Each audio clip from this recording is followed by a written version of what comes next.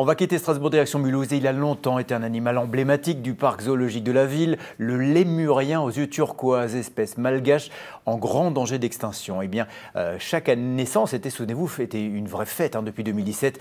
L'espèce ne s'est malheureusement plus reproduite. Alors, pour relancer la natalité, 6 parcs zoologiques ont décidé d'œuvrer en commun. 2 zones de reproduction ont été créées et l'une d'elles se trouve à Mulhouse. Reportage de Géraldine Dreyer.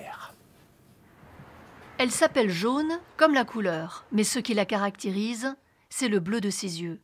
À 22 ans, Jaune coule une retraite bien méritée au parc zoologique de Mulhouse. Elle n'est plus en âge de se reproduire, mais elle aura donné naissance à 10 petits lémures aux yeux turquoise.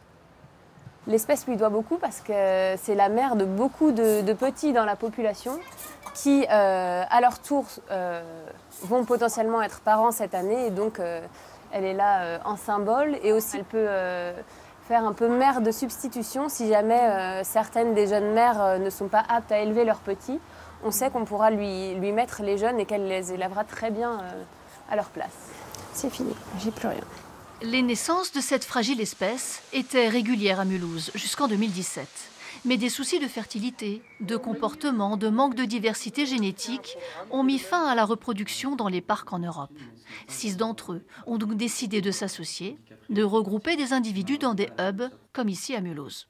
C'est surtout donc, le mâle qui est venu près de la femelle. Okay. Elle a essayé de s'échapper un peu, mais au final, elle est restée. En cette période de reproduction, 3 couples cohabitent sous haute surveillance, à distance des humains.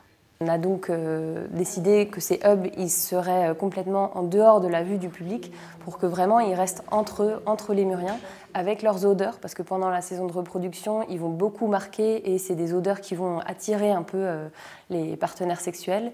Et donc on les laisse vraiment au calme entre eux dans leurs odeurs pour que la reproduction puisse de nouveau fonctionner. De la même façon, 2 autres couples sont suivis aux Pays-Bas. L'enjeu est énorme car l'espèce est en grand danger d'extinction.